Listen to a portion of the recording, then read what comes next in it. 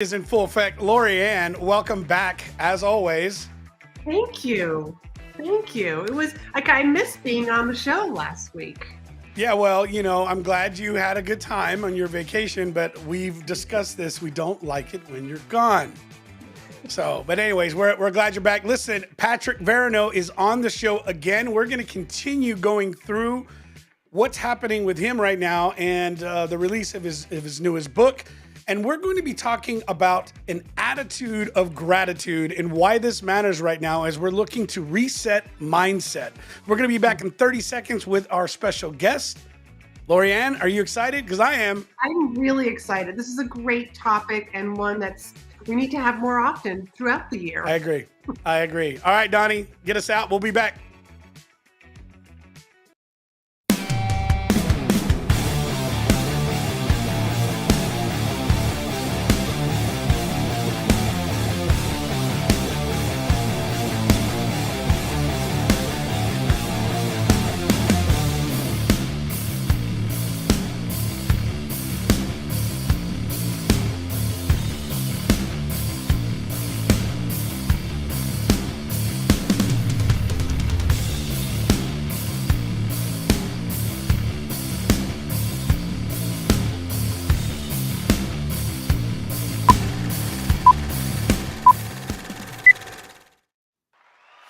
All right. Welcome, Patrick. Excellent job on the Welcome back. So for those of you guys who don't get to see the pre-assembly here of what happens behind the scenes, we were having a good time. And I told Patrick that you came back willingly a second time. So anything that happens from here on out that's my disclaimer. We are not responsible. It's going to be a good show. This could throw all of the gratitude topics off kilter right now. I know that. So let's get into it a little bit. First off, for those who don't know you, let's give another introduction. Let's give you the spotlight for a minute. Tell our listeners who you are and what you're doing, and we're going to get into it. Sure. So Patrick Veroneau, I run a company called Emory Leadership Group. This is a space that I would say I'm obsessed with, as well as passionate about. And a lot of the work that I do in leadership or teams is all around creating better bridges, better relationships with people. But that always starts with ourselves. And I think that's the part that oftentimes gets missed is how do we make sure that we're building the right bridge internally? Because I think all of us agree, if you're not really there for yourself in a good place, it's hard for you to be there for other people. So that's it. That's what we're doing. No, that's such a great statement. It's the I'm always reminded of an airline, right? When you get on a plane and they'll tell you, and for the longest time, I would always think that was silly. Like, especially if I had a young child, put your mask on first, then get theirs on. And you're thinking, no. And even yet today, still, there's many of us that understand that we have to take care of other things, especially ourselves first before we can help others, but we still continue to neglect ourselves in a lot of areas. And I believe being grateful, I believe being thankful, I believe giving ourselves praise and honestly saying, okay, we did a good job. Maybe I can be better because we can always grow, right?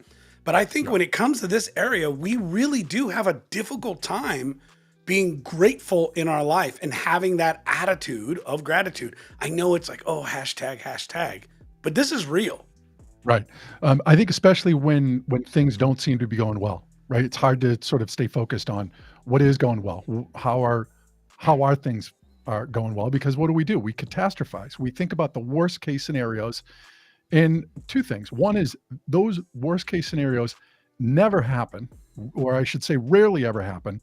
And the ones that do happen, we don't have control over anyways. So why waste the time on it?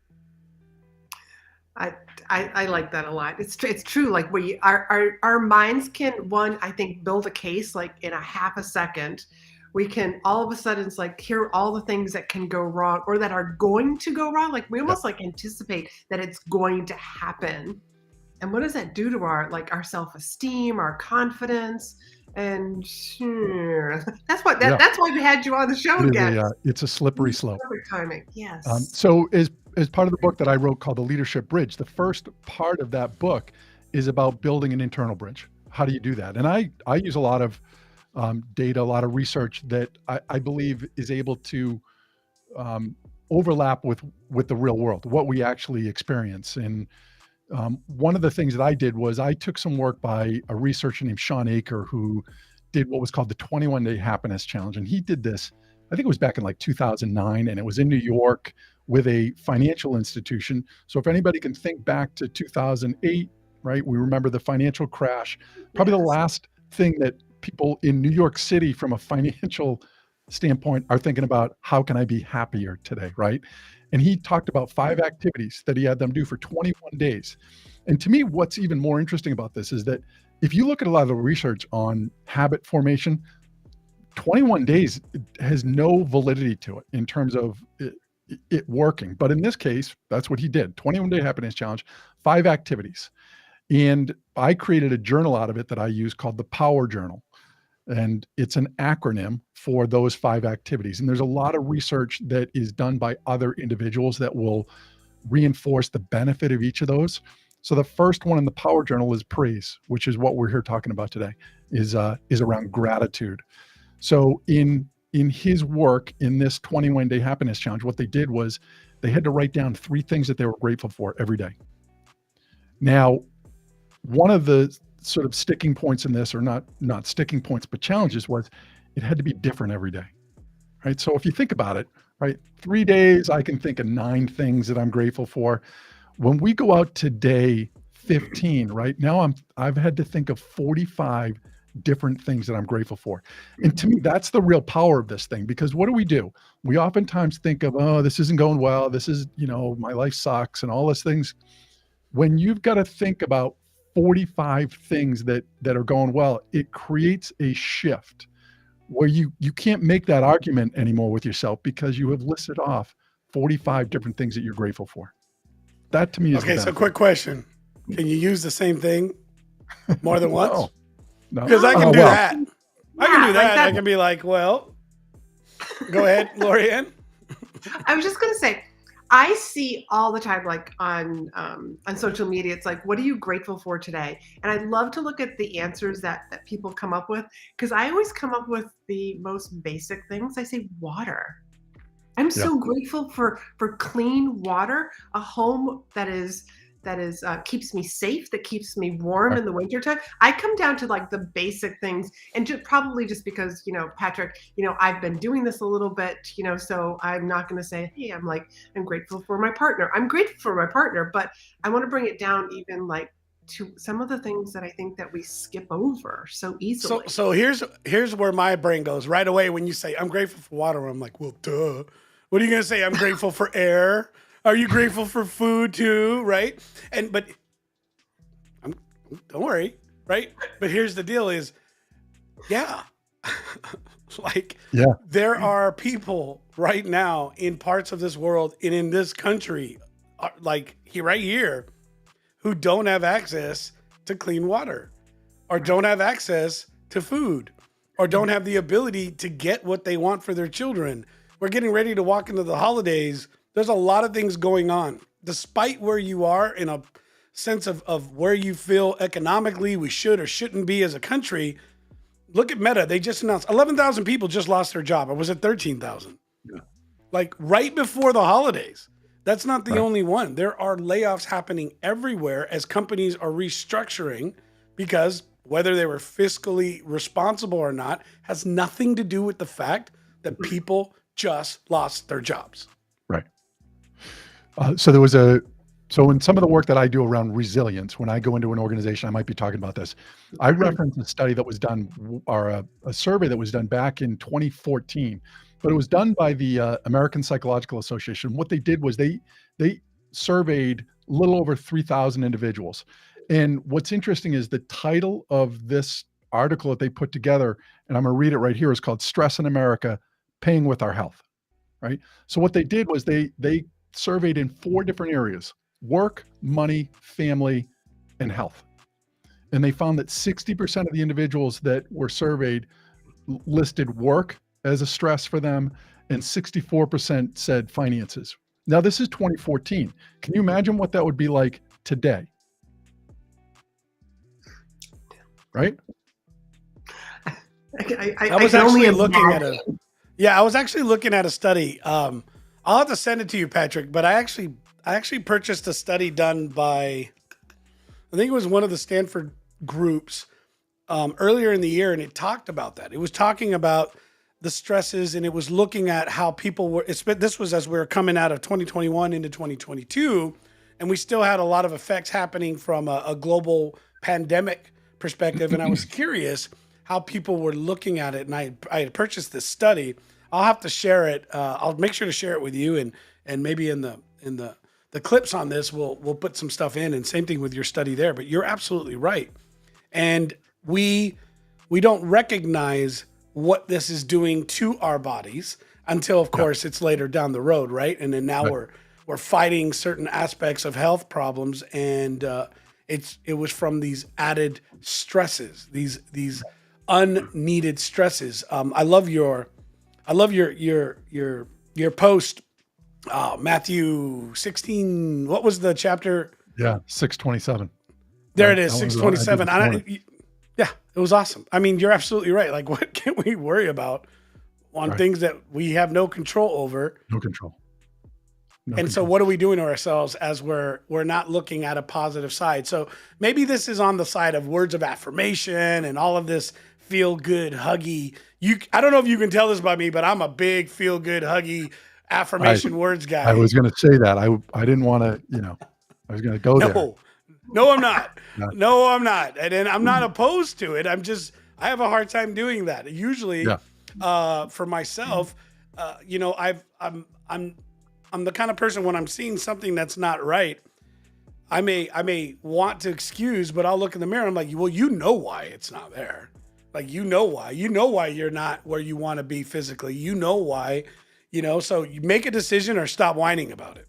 Right. And then I'll just say, well, I'm going to stop whining. And to me, this isn't about coddling either. And again, from the standpoint of the things that we talk about, there's a lot of research out there in regards to the impact of gratitude or some of the other things that we talk about in terms of, the impact of journaling that can have on our well-being, or volunteering is another one. Exercise, how important that is. And the last one around meditation or, some type of mindfulness. And again, they're all things that we can easily implement. They don't need to be long, drawn out things that we do, but we need to find ways to put these into our sort of daily activities. And there's a way to do it.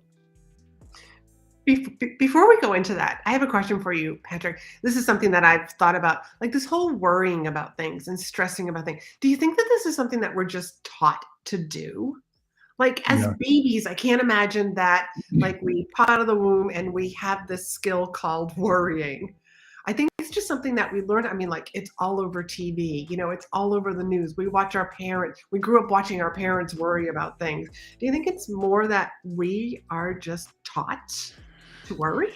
Well, I mean, I'm not a neuroscientist in this area, but I know a lot of the reading that I do in this area talks about our amygdala, and it's the reptilian part of our brain. And really it's there to protect us. It's always sort of questioning, is what's happening right now a threat or not a threat? But the problem is that we still use that system, that reptilian part of our brain, the same way as when somebody was, if we were being chased by a saber-toothed tiger. Now it's, a job decision or a job loss, and somebody cuts us off in traffic, or somebody says something offensive to us. That same part of our brain is triggered, the amygdala, of either fight, flight, or freeze. And there's some interesting work that was done looking at what's called the APA or the HPA access system. And it talks about what's called an allostatic load that we all have. And when we are with what's called out of allostasis, we don't control stress well.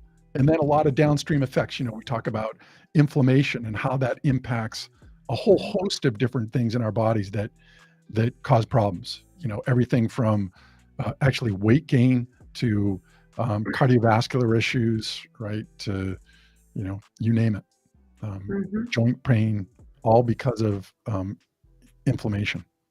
Not a good thing. That's coming from our body's natural response, right, to protecting it, right? So right. The saber tooth has now been replaced with your your shift manager. Yeah. And what's interesting about that, or think about it, being on Facebook or any other platform and getting right. into an argument with somebody on something. What happens is that, and was an analogy that I read about, if you think of it this way. So say we're back thousands of years ago, and Okay. it's a saber-tooth tiger that's coming toward me, and I also have an infection in my intestines, right? That my immune system is going to shut down, because it says we need to take all resources and send them to the parts of our body that either you're going to fight this thing or you're going to flee it. And it doesn't matter if you have an infection or not, because if you don't get past this, you're dead anyway. So it waits for that to be over. And then it says, okay, saber-tooth tiger's been taken care of. Now we'll go back to fighting the infection. Our bodies are continually activating ourselves in a fight or flight situation that's not real. So it continues to keep resources away from other parts of our body that need it. That's interesting. That's actually an angle I'm not sure I've heard, Laurie-Ann. Have you heard that before? I have heard this, and the past couple of years, when you needed your immune system the most because of the fear, you had blood that was going to other parts of your body, and so you couldn't defend yourself. And so that was the whole point, was, and I kept saying to people, like, don't get in fear, because you're killing your immune system. It's counterproductive, right? That is really interesting. I love that. Yeah, it's like, well, I don't love that people are hurting, right? But I mean, I love that I just learned that. Like, I'm like, oh, cool. Yeah, I love that I just learned that. That's really interesting. And when we look at how we're responding in these types of situations, right? What have you found, Patrick, in terms of like, let's shift this into the business perspective.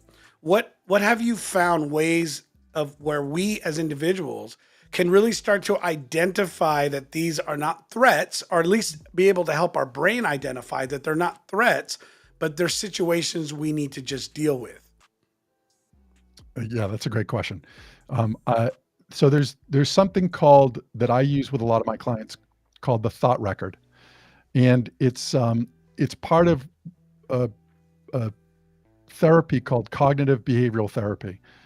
And what I love about the thought record is, to me, it's about slowing down, right? When we catastrophize, when we're sort of fixated on, I'm going to lose my job, and then if I lose my job, I'm not going to be able to pay for my kids' school. And if I can't pay for their school, they're going to have to go, to public school. And if they have to go to public school, they're not going to be educated as well, and they're not going to get into the right college. And if they don't get into the right college, blah, blah, blah, all the way down the line. That I've taken one thing that might happen and catastrophized this thing all the way down to basically the world is going to end. My kids are going to be in counseling, and we're all going to be living on the street. And again, likelihood. What if we just start that way? Like, I just started life that way. Like, okay, this is what we know, so we just got to go the other way. So everything's a win. Yeah. So you just already know, and then maybe, is that a better way to do it? That you're not stressing. Everybody's gonna be screwed up. We're all gonna be in counseling the rest of our lives, and so just go the negative, and then everything you do is positive. So it's like, hey, that's a win. It's a bonus, right? No, we are so in love with the negative. Yeah. So maybe. Right. I think back to that idea that in our brain is looking for, what are the threats, and it's think of your. This is the way I think of it, is that our brain is to me no different than a smoke detector, right? In your house, that if you burn food on the stove, what happens? Your smoke detector probably goes off, and you either wave something in front of it, or if you really burn something, you take the battery out. But I don't think anybody on this call would be running. Look at Laurie-Ann. Yeah. So nobody's running into the street calling 911 saying my smoke detector is going off, I've got a fire, because it's not real. Well, I'm the guy that disconnects smoke connectors. Yeah. I hate and then you forget to put it back in. Right? Yeah, smoke protectors, whatever. I disconnect them. I think they're annoying. Yeah. Right? So it's like, and I think it's funny that you brought up this example. Let me explain why. I'm also that same idea, that same behavioral pattern in my own brain that says I'm going to eliminate things that give me warning signs because I don't want to know. There's something there, right? There's something there. I'm like, especially when you're cooking at 3 a.m. and don't want to wake up the neighbors, says our producer. Okay, you should be asleep at 3 a.m., but we've had this discussion. Anyways, the point is that I think it's interesting that you mentioned that as an example. How many of us, Patrick, disconnect warning signs out of our life? How many of us disconnect from things that will give us the indication that there's a problem, that there's smoke? Because where there's smoke, there's typically fire. Or ignore. Yep. Right. But if you think about it in your house, most of the time, they're not real emergencies, right? So I'm going to disconnect it for a little bit, but I'm going to plug it back in. I override this thing to say this isn't a real emergency. We don't do that with our brain oftentimes, right? Because our brain does the same thing. When it senses a threat, it's just like the smoke detector. It does its job. It's saying, I think there's a threat here. It's now up to us to say, this is not real. My life is not in danger right now, and I've got to take a different course here, right? I'm going to slow this thing down. And I think that's where the thought record comes into play here, when people really get fixated on things going down the tubes. And it starts out with the question of, what's the evidence that backs up what I'm thinking about is true? And what's the evidence that suggests that it's not true? So we have to almost start writing things out or balancing them, right? To say like, okay, I might think this, but what's the evidence that says this isn't going to happen either? And then the next piece I think is really important. It says, what's the worst, best, and most realistic outcome of what's going to happen right now? And again, if you think about it, I bet there are many things that when they happened to us and they weren't positive, we thought, boy, this is not going to end well. But if we look back on those things now, very few of them ended up as poorly as we probably thought they might have in the moment. A lot of them. A lot of them were a waste of energy, right? And yeah, you do learn that. The older you get, I have this discussion with my team constantly where, they have a high standard for themselves, which I'm very grateful of. But a lot of times I have to remind them, like, well, first off, I remind them that what we do, although we love what we do, we're not curing cancer. We're not saving lives. And what I mean by that is, like, there are certain jobs where you need to worry, and that comes with part of the job. If my job is I'm an EMT or I'm a first responder or I'm active in the military and I'm out in the field, a mistake costs lives. If we spell something incorrectly for some content we're doing for our customer, maybe they're not happy, but guess what? Nobody died. It's going to be okay. We'll learn, we'll get better. But I watch them stress out over this, and I'll tell them all the time, like, this needs to be released. Do not hold this. I don't want you guys to hold this over you. Yeah. But you talk about I think a really important thing here. You talk about stress versus what somebody in another field that trains for it would call eustress or other type of stress that's beneficial. Okay. All right. Bring it. Let's hear. So let's think of, do you remember Sully from US Air? Yeah. Right. So if you listen to him in his conversations with the tower, it's very calm, right? He's just sort of going through, they're sort of giving him suggestions, options. Can you get to this runway? And he's sort of like, negative. Nope. Finally, we're going to put this thing down in the Hudson. And I remember one of the interviews of somebody saying, well, how could you be so calm through that whole thing? And he said, well, that's just what we train for. So that when it happens, it's not as much a stressful event because we've run through this over and over again. Right. So it's not out of the ordinary. ER physicians or anybody that works in the ER, same thing.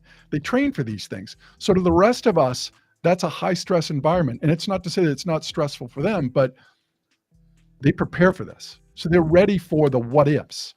And I think in organizations, this is where I think, imagine going to a meeting. You've got a great idea. You go to present it and somebody says like, that sucks, or that was dumb.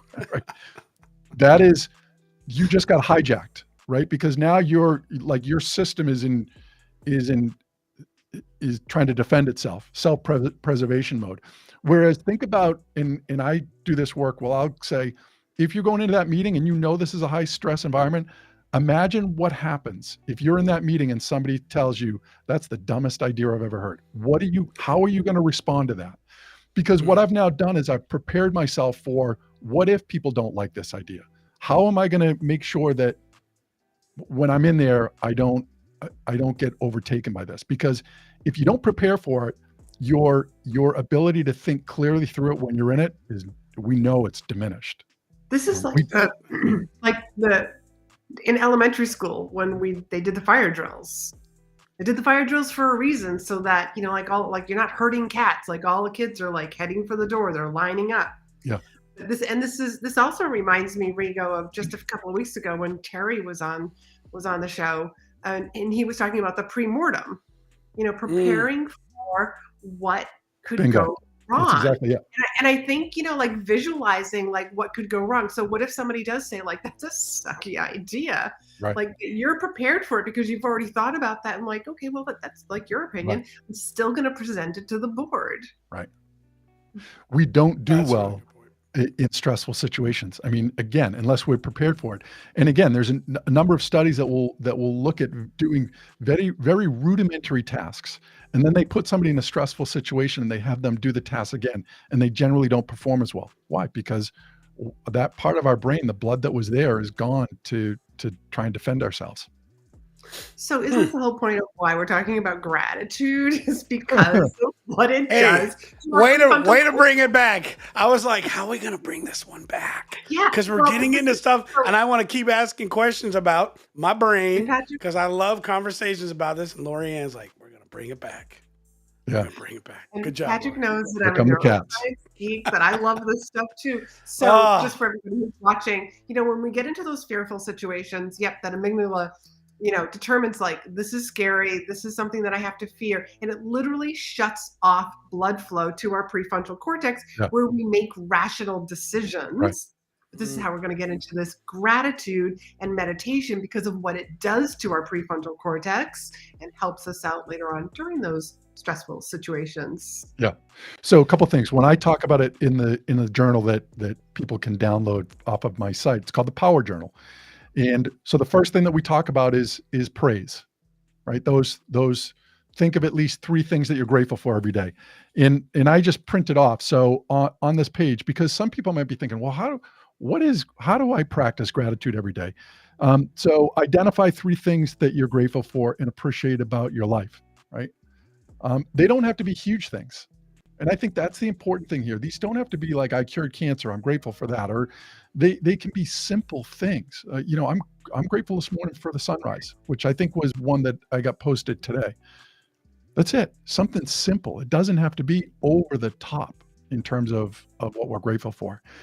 I think when you start to develop this, I think another thing that you can start doing is find ways to be grateful for challenges that you're experiencing. I love that. That is so true. Because everything is happening. Well, I have this belief that everything is happening for me and not to me. Yeah. So any challenge, like any challenge is just, what am I going to learn from this? That's usually, that's my little kind of. You know what, to me, when you do that, it's a way to say F you to whatever the challenge you have is. It's like, no, sorry. You think you hurt me? How about this? I'm grateful for you. And it's kind of like, well, now what do I do? Oh, it's such a good part. It's such a good comment. Excuse me, because I'm thinking, a lot of times for us as individuals, we don't always. It's not like I think when we share this kind of stuff, Patrick, like anything, like any exercise. Let's put this as an example. How we're going live. Okay, this is a live program. There are very few occasions that we go and record. We still record live, and we broadcast. But we're not live. But we're live right now. And we do this 98% of the time. A lot of things have gone wrong behind the scenes. I cannot express to you the amount of anger and fear and frustration and everything that happens at one time. I can literally feel my skin getting hot because there's nothing I can do. And I'm sitting there.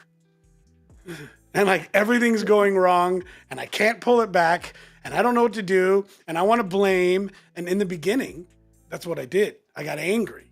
And I would blame. And I would just cut it off. Or I would do something. And as Donald and I started working more together, I realized I wasn't doing anybody any favors by attacking. And we started looking at these situations. And I started saying, that didn't go well, and it could have gone worse. Thank you. Like, Yeah. no. Was I happy? Not. Was I happy that it could have gone way worse and you did everything you understood how to do in your power? Yeah. How do we make sure that doesn't happen again?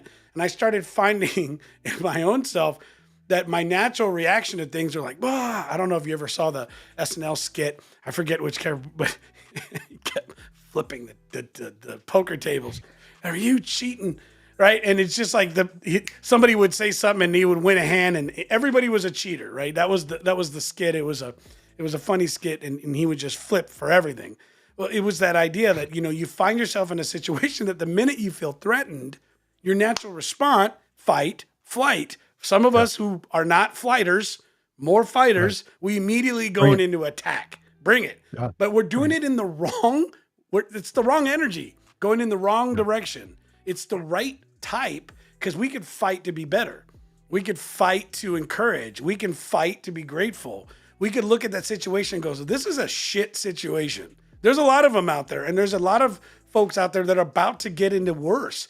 The economy is going to shift and some people are in a bad spot. It doesn't mean that we have to give up. And it doesn't mean that fighting is wrong. It just means how are we going to fight?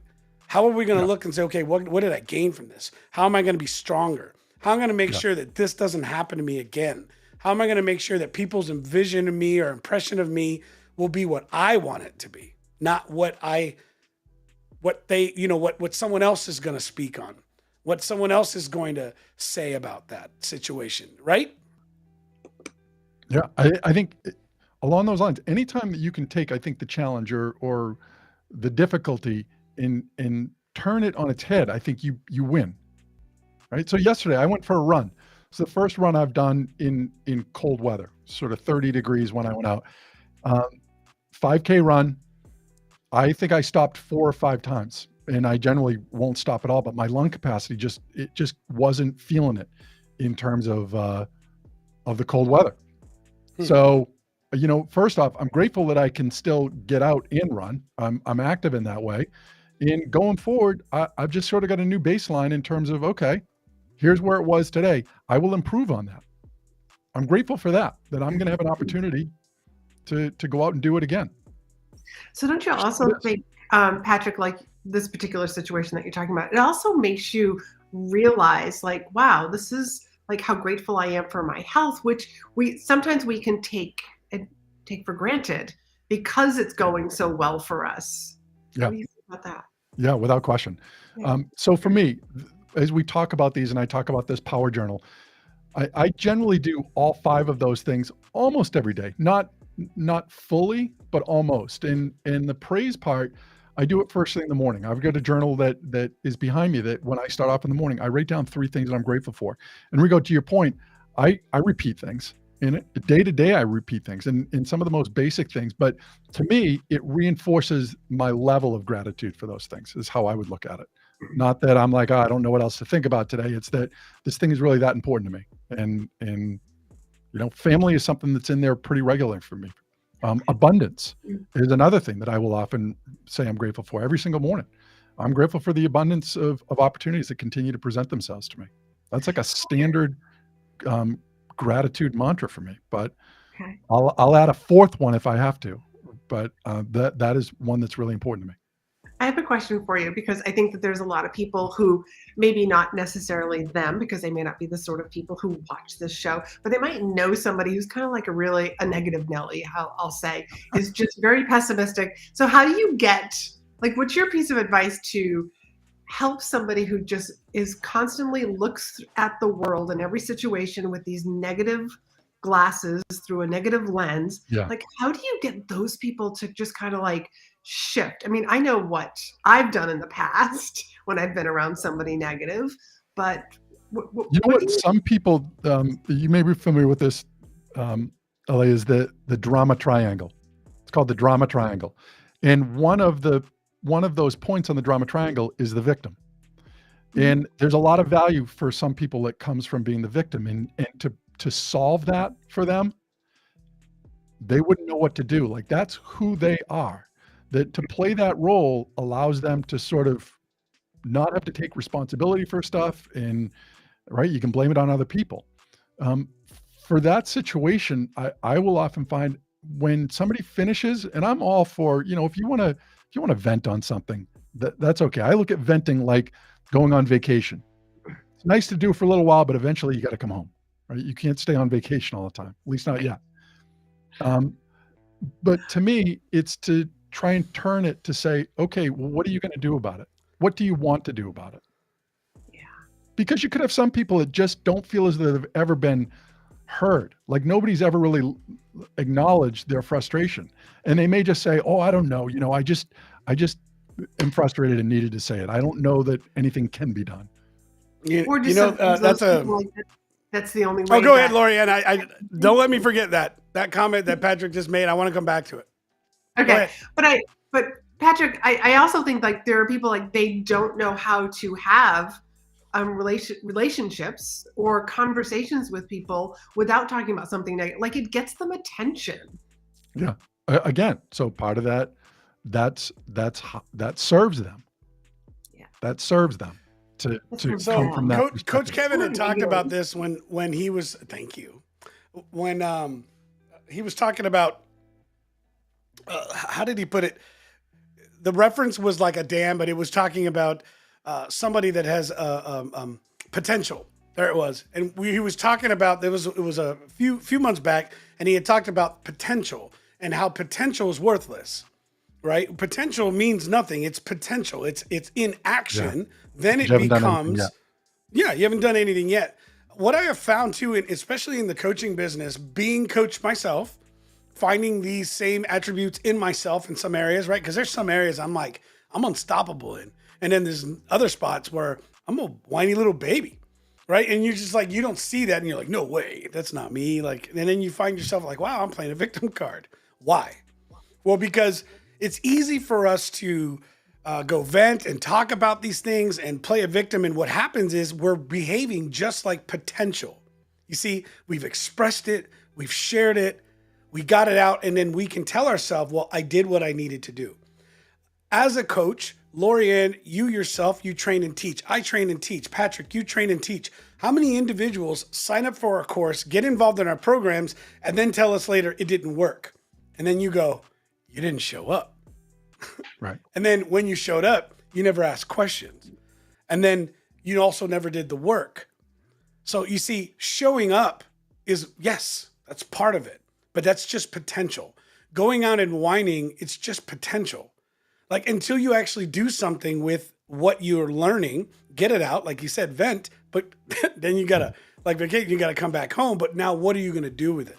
And it's easy. We find ourselves doing that. And here's the crazy thing.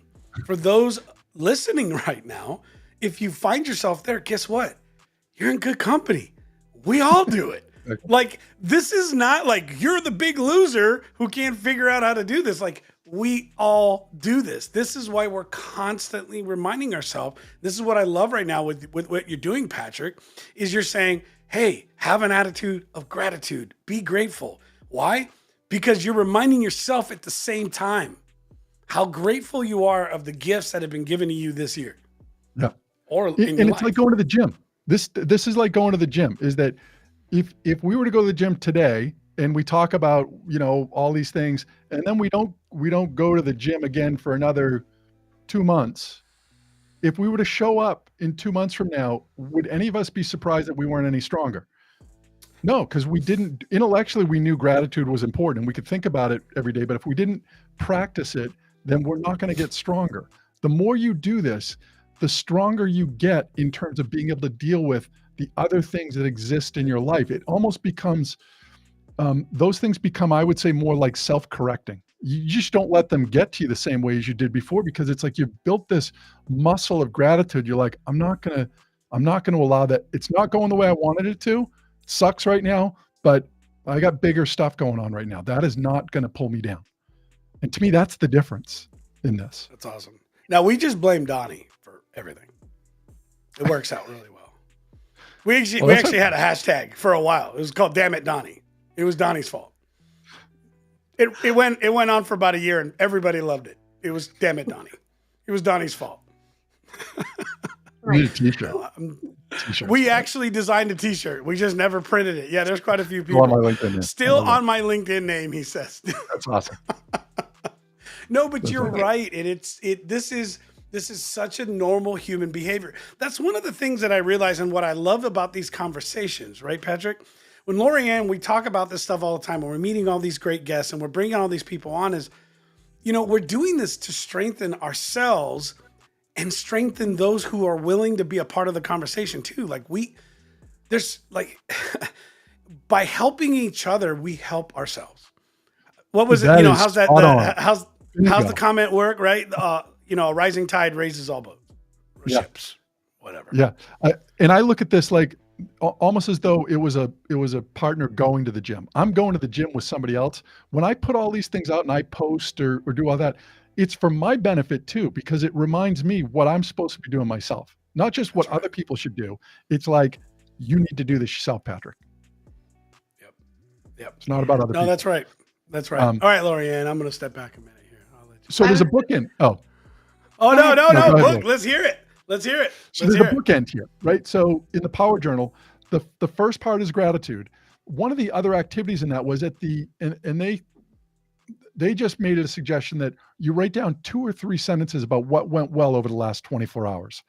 Well, when I wrote it in the Power Journal, and what I recommend people do is do it at the end of the day, right before you're going to bed. Write down 3 things that you're grateful for that happened during the day. And I think that's the part that often gets missed. People might do the gratitude in the morning, but then, stuff happens during the day. They get in an argument with somebody. They don't finish a project doesn't go well, and they go home with that. And before they go to bed, they're thinking about all the stuff that's greeting them tomorrow, and probably not all positive. Whereas if you end your day from a place of, what am I grateful for today? I think it sets us up for one of the most important parts of our 24-hour cycle. And that's when we go to sleep and our body restores itself. Let's go to bed in a more positive place. Yeah. Imagine how much better you'll sleep too. Yeah. Right. I'm not going to sleep right before I go to bed and thinking, oh my God, tomorrow.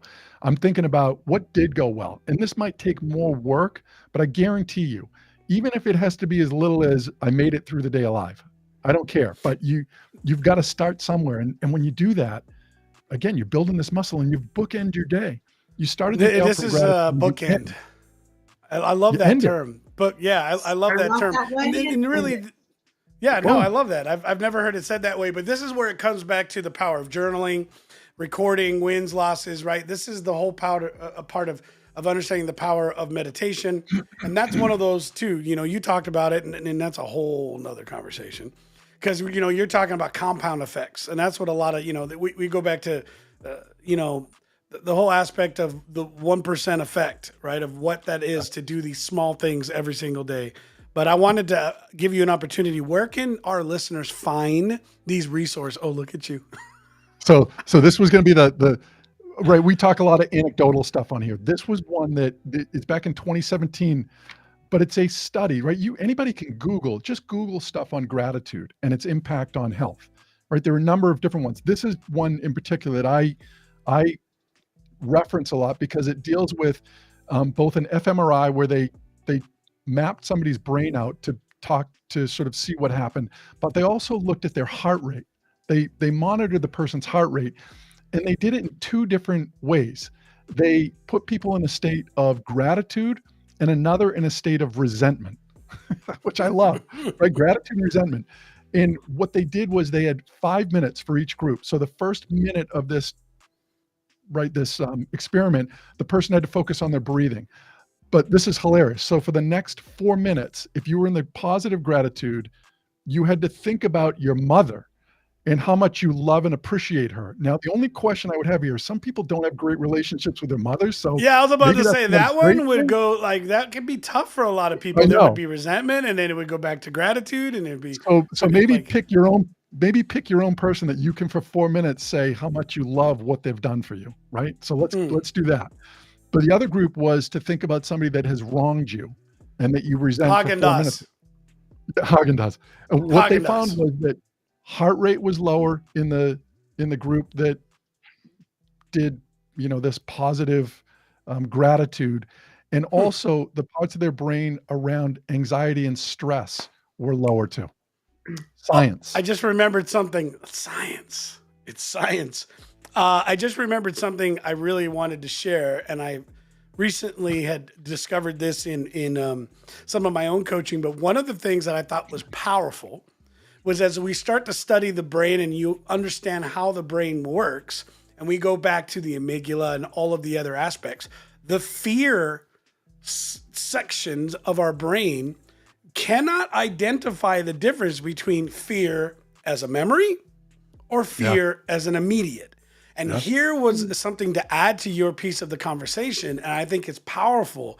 Not only does gratitude help keep us out of areas like resentment, but holding on to guilt, shame, hurt, all of these things that keep us back in a negative memory literally puts our brain right back into the moment. It is, like you said, we are running for our life or we are back under that stress load, which is why guilt, shame are such horrible things when we use them on the negative side, right? To use a positive end, use it to help us make better future choices, one thing.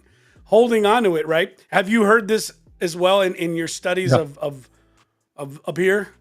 Yeah, your brain doesn't know the difference between what's real and what's imagined as well. That speaks to the power of visualization. Imagined as well. Jiminy. And I think we should take advantage of that. I mean, like for people to really understand that. Yeah, let's go the other side, right, Laurie-Ann? Right. Tap into it. Use it for your benefit.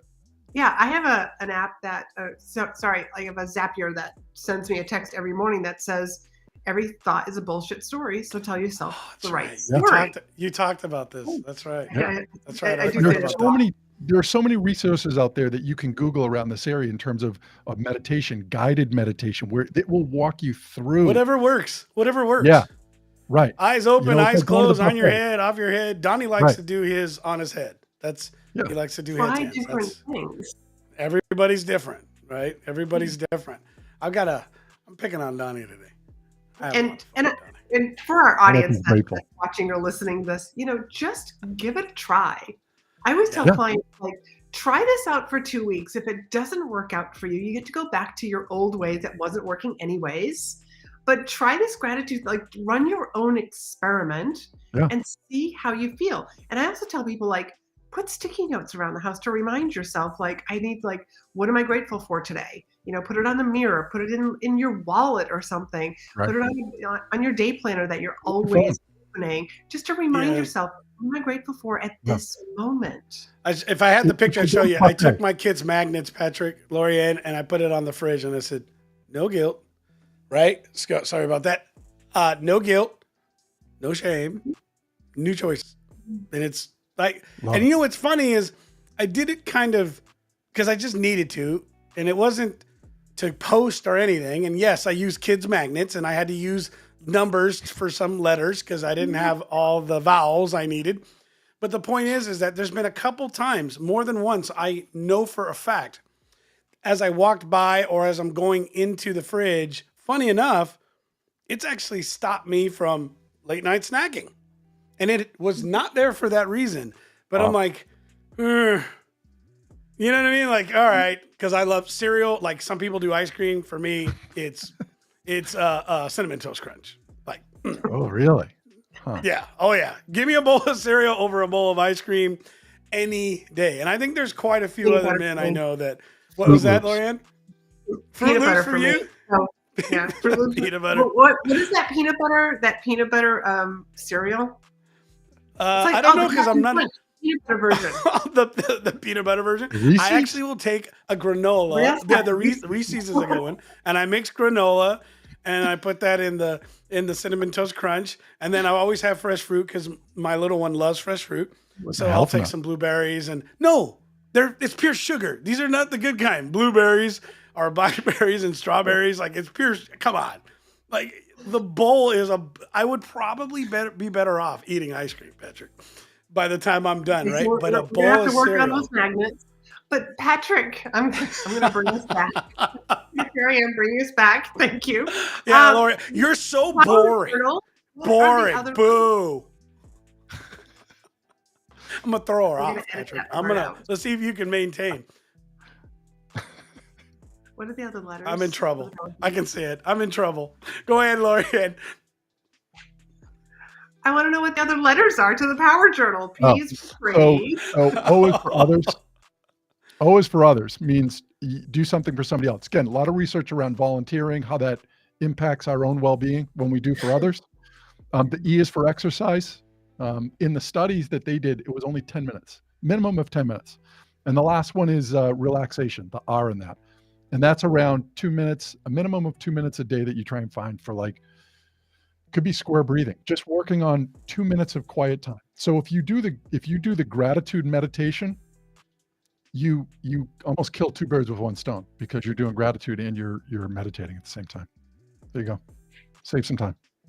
Love that. And people can download the Power Journal. Yeah, the Power Journal is right on my website. So Emory Leadership Group, and that's EMERY, not like the college. So I'm gonna take the website. I'm gonna drop it into the chat right now so everybody can get to it there. And I was actually looking to see where the Power Journal is for the link, but you know what? You need to check out his website anyways. A lot of good stuff there. Download. Got it. Awesome. Right to the download section. Huge. It's important. And I guess if I were to leave with anything aside from gratitude, I would ask people to think about it this way, that there's resources and there's resourcefulness. We will always lack resources. I don't have enough money. I don't have the right education. I'm not tall enough. I'm too tall, whatever it might be. I don't have the right, certifications. What we all have equal access to is resourcefulness. Nobody has any more or any less. And to me, gratitude falls into that area of resourcefulness, that when things aren't going your way, to me, that's when that's when gratitude, that resourcefulness becomes even more important. That's awesome, Patrick. I can't thank you enough for always being, first off, a great guest, a great sport, and being willing to share such great content. Anytime we can get into conversations that have to do with the mind, I think it's so powerful. And I think, what's great is that as science has continued to grow, technology has been incredible. I mean, the things that we can now understand more about the way our brains operate. Yeah. I have a young son he was autistic, and he's got what they call Asperger's. And so this level of autism is so different, and it's just been incredible because there's resources out there to understand this. It has changed things for us and our family, but more importantly, it's like I think about the parents and people that have had to struggle with understanding these types of things. I think about my parents raising me, trying to understand what that was like, right? But you look at fast forward to today, and I think we need to look at the same thing with ourselves in a personal level, in our relationships, in business. Like, it's okay if something doesn't make sense. It's okay if things don't seem to connect. Like, we need to be expanding ourselves, finding people like yourself, finding people like Laurie-Ann, looking at how to grow and get our skills, and looking at how we can be grateful for everything that we have access to, the availability of this information. My God, all three of us remember what it was like to have to go to a library and deal with a librarian. Like, they don't get it. And I'm like, you don't understand. There is zero excuses today to not have the information you want at your fingertips and our fine resources. And I love that we can do this. You want to talk about gratitude? I'm grateful that I can be a part of something as simple as this podcast. It fills me for the week. I look forward to this every week, to speak to a new guest, to have Laurie-Ann and all of her glory on our program and be a part of this, and then just learn something, be reminded of something, and then share it with others. Like, how cool is that, Patrick? Yeah. And you know what? I got to tell you, I'm grateful to not have to go to the library because I always got kicked out. I couldn't stop talking. To them. I was never, ever asked to keep it down. Ever. Never. No, I'm sure you weren't. Never. I'm sure you weren't. No. Yeah, I didn't go to libraries. I had girlfriends that did that. They did that. No, come on. Yeah, I learned later in college that probably wasn't a good skill set to build. Whatever. I got through that too, but I figured it out. So you guys, awesome. I think this was great. Laurie-Ann, I'm going to give you an opportunity here to share anything. And Patrick, we'll give you the last word, and we're going to go ahead and we're going to send you home, and we're going to end the program. But Laurie-Ann? So I think what I want our audience really to walk away with is not to poo-poo this gratitude stuff or this meditation stuff. You know, really something so simple can have such a profound impact on our lives and also the relationships with the other people that are in our lives, our spouses, our children, the people that we work with. You know, just try it out for a couple of weeks and just see what happens. I've run this experiment myself on, like on my life, and never went back. Yeah. That's awesome.